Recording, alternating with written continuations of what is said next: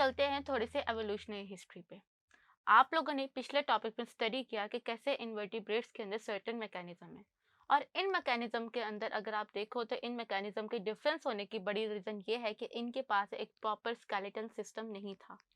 तो ये skeletal system in लोगों को जो है, इसकी वजह से हर ऑर्गेनिज्म ने अपनी बॉडी के अंदर सर्टेन मूवमेंट के अडेप्टेशंस जो थी वो क्रिएट की, और उस वजह से वो इजीली अपने इन्वायरमेंट में मूव कर रहे थे। अगर आप कॉकरोच को देखो तो कॉकरोच के अंदर हम लोगों को जो था वो लेग्स नजर आई थी, और हम लोगों ने ये देखा था कि जो कॉकरोच है उसको because of its legs and wings वो फास्टेस्ट एनिमल है जितने भी इन्वर्टिब्रेट्स हैं उनके अंदर। तो अब हम बात करेंगे कि स्केलेटन के अंदर ऐसे कौन कौन से अडेप्टेशंस हैं जिनकी वजह से हर ऑर्गेनिज्म अपनी टेरिटरी में सबसे ज़्यादा सक्सेसफुल है, और लोकोमोशन के लिए जो है उसे कोई प्रॉब्लम फेस नहीं करना पड़ती। तो पहले अगर हम बात करें फिशेस की, फिशेस क्योंकि पानी के अंदर रहती हैं तो पानी के अंदर सबसे ज़्यादा रेजिस्टेंस फेस करनी पड़ती है। अगर आपको यकीन ना हो तो आप पानी के अंदर अगर हाथ डालो तो आपको फील होगा कि पानी का कितना ज़्यादा प्रेशर आपके हाथों पे पड़ता है। सो दैट्स वाई जो फिशेस थी उन्होंने अपनी बॉडी के अंदर कुछ ऐसी अडेप्टेशंस की जो कि उनको मूव करने में, पानी में इजीली स्विम करने में बहुत ज़्यादा हेल्पफुल थी। उनमें सबसे बड़ी अडेप्टेशन उनकी स्ट्रीमलाइन बॉडी थी। स्ट्रीमलाइन बॉडी किसे कहते हैं इसको आप अंडरस्टैंड करने के मेरे हाथों को तो देखो। अगर आप फिश का फेस देखो तो वो हमेशा आपको एक चोंच की फॉर्म में नजर आएगा। चोंच, हमेशा याद रखें कि चोंच जो होता है वो एयर के रेजिस्टेंस या किसी भी चीज़ के रेजिस्टेंस को मिनिमाइज करने के लिए जो है वो इजी होती है। अगर जैसे आपने चाकू को देखा हो तो चाकू की भी चोंच होती है, और वो किसी भी चीज़ को कट करने या उसमें से पास थ्रू करने में की कैपेबिलिटी रखती है। तो फिशेस की ये स्ट्रीमलाइन बॉडी जो थी उन उसको स्विमिंग में बहुत ज़्यादा हेल्प करी थी। उसके अलावा जो फिशेस के फिन्स थे उन फिन्स के अंदर से एक सर्टेन स्लाइम रिलीज होता है। दैट्स वाई जब आप फिशेस को पकड़ो तो वो हाथों में काफ़ी स्लिपरी फील होती हैं। ये स्लाइम भी जो था ये वाटर के रेजिस्टेंस फिशेस की बॉडी से रिड्यूस करा था।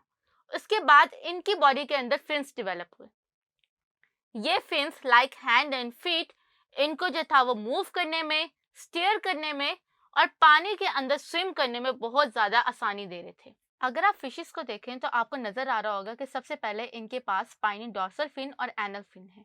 ये दोनों जो हैं ये 1 इन नंबर होते हैं, और ये फिशेस को बैलेंस में हेल्प कर होते हैं। यानी फिशेस के अंदर जब फिशेस पानी में सीधी तरह तैर रही हो तो वो ऊपर नीचे ना हो, वो अपने बैलेंस को मेंटेन करे, उसके लिए जो है वो आपके पास ऊपर और नीचे फिन्स प्रेजेंट है। उसके बाद फिशेस के पास जो है वो पेक्टोरल और पेल्विक फिन्स है।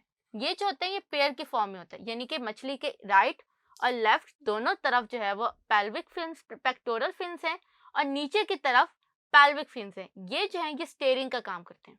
जैसे आपने कभी गाड़ी का स्टीयरिंग देखा है, स्टीयरिंग जो होता है वो गाड़ी को मूव करवाने में या आगे पीछे मूव करने में या डायरेक्शन चेंज करने में हेल्प कर रहा होता है।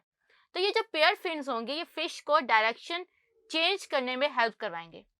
फिर तीसरा उसके जो टेल फिन होता है जिसको हम लोग कॉर्डल फिन भी कहते हैं, ये भी काफ़ी ज़्यादा इंपॉर्टेंट रोल प्ले कर रहा होता है फिशेस की स्विमिंग में। रीज़न क्या है कि ये जो कॉर्डल फिन है ये अपनी जो है वो इस तरह से वेव लाइक मोशन क्रिएट करेगा। ये वेव लाइक मोशन फिशेस को आगे की तरफ फॉरवर्ड पुश करेगी, और इसकी वजह से फिश जो है वो आगे की तरफ मूव करती हैं। फिर फिशेस के अंदर एक स्विम ब्लैडर है जिसके अंदर अगर वो एयर को सक कर लेते हैं तो सकिंग की वजह से वो पानी के ऊपर आ जाती हैं। आपने अक्सर मछलियों को देखा होगा कि वो एकदम से पानी के ऊपर जाती हैं और फिर उसके बाद वो नीचे चली जाती हैं। तो ये पानी के ऊपर आने की कैपेबिलिटी उनको स्विम ब्लैडर प्रोवाइड करता है, क्योंकि स्विम ब्लैडर के अंदर सर्टेन ऑयल्स होते हैं, ये सर्टेन एयर होती है जो कि फिशेस के अंदर जो है वो ब्योंसी यानी कि फिशेस का डेंसिटी जो है वो डिक्रीज करती हैं। फिश जो होती है वो पानी के ऊपर आ जाती है, वो इजीली पानी के ऊपर तैरती है। लेकिन जैसे उसने पानी के अंदर जाना होता है वो अपनी उस एयर को या ऑयल्स को जो है वो ख़त्म करेगी, अपनी डेंसिटी इंक्रीज करेगी, और फिर जो है वो पानी के अंदर चली जाएगी। मछलियों का पानी के ऊपर और अंदर जाने वाले मैकेनिज्म को अंडरस्टैंड करके हम लोगों ने सबमरीन शिप्स को जो था वो डिज़ाइन किया था। फिर उसके बाद हम बात करते हैं एम्फीबियंस की। जब मैं एम्फीबियंस का नाम लेती हूँ तो आप लोगों के जहन में फ्रॉग्स आते हैं, लेकिन यहाँ पे आपने याद रखना है कि मैं एम्फीबियंस की बात आपके सैलमेंडर्स, टोड और फ्रॉग्स तीनों को माइंड में रखते हुए कह रही हूँ। इनके अंदर सबसे बड़ी एबिलिटी ये थी कि ये पानी में स्विम करने के साथ साथ अगर ज़मीन पर देखो तो अपने पेट के बल रिगल करते थे, जिसकी वजह से इनको देख के ऐसा नजर आता है कि ये पानी के ऊपर जो है वो स्विम करें। ये वाली मोशन जो है ये सबसे ज्यादा आपको सैलमेंडर में नजर आएगी। फिर उसके बाद अगर हम फ्रॉग्स को देखें तो फ्रॉग्स जो होते हैं वो अपनी हाइंड लिम्स को ऊपर प्रेशर एक्सर्ट करके एकदम से जंप करते हैं, और उस जंपिंग की वजह से इनके जो हाइंड लिम्स होते हैं ये इनके फोर लिम्स से थोड़े से लंबे और काफी ज्यादा पावरफुल होते हैं, क्योंकि इनका पूरा प्रेशर उसके ऊपर पड़ता है, और देन रिएक्शन के तौर पे ये एकदम से उछलते हैं और उछल कर हॉप करके आगे चले जाते हैं। तो ये मैकेनिज्म, जंपिंग का मैकेनिज्म जो था वो एम्फीबियंस में डेवलप हुआ था। फिर उसके बाद हम बात करते हैं रेप्टाइल्स की। रेप्टाइल्स के अंदर जो था वो सबसे ज्यादा वर्टिब्रल कॉलम की एवोल्यूशन आई। अगर मैं फ्रॉग की बात करूं तो फ्रॉग के अंदर जब हम फ्रॉग के स्केलेटन को स्टडी करते हैं तो आपको नजर आता है कि उनकी गर्दन और उनकी बॉडी आपस में ज्वाइंटेड है, यानी जुड़ी हुई है। लेकिन अगर आप लिजर्ड या क्रोकोडाइल या स्नेक को देखो तो उनमें आपको क्लियरली नजर आएगा कि वो अपनी गर्दन ऊपर की तरफ उठा सकती हैं। और ये गर्दन ऊपर की तरफ उठाने की रीजन क्या है कि इनके नेक के वर्टिब्रल कॉलम जो थे वो क्रिएट हुए थे, और उस नेक के वर्टिब्रल कॉलम की वजह से उनका हेड और उनकी बॉडी जो थी वो बीच में सेपरेट हुई थी, और इजीली उनका हेड जो था वो ऊपर और नीचे रोटेट कर सकता था और मूव कर सकता था।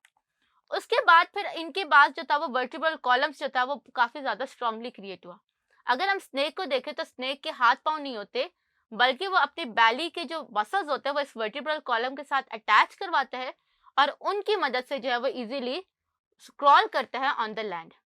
फिर इसके बाद जो रेप्टाइल्स के जो फोर लिम्स और हाइंड लिम्स थे, उनके अंदर जो फोर लिम्स थे वो इस तरह से डिजाइन हुए कि वो अपने जो है प्रे को वो कैप्चर कर सके, उसे पकड़ सके और फाइट कर सके।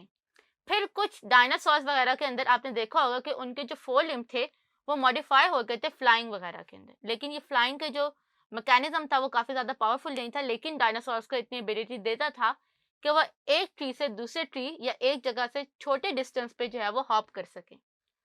फिर इसके बाद हम लोगों ने रेप्टाइल के अंदर बाइपेडल लोकोमोशन देखी।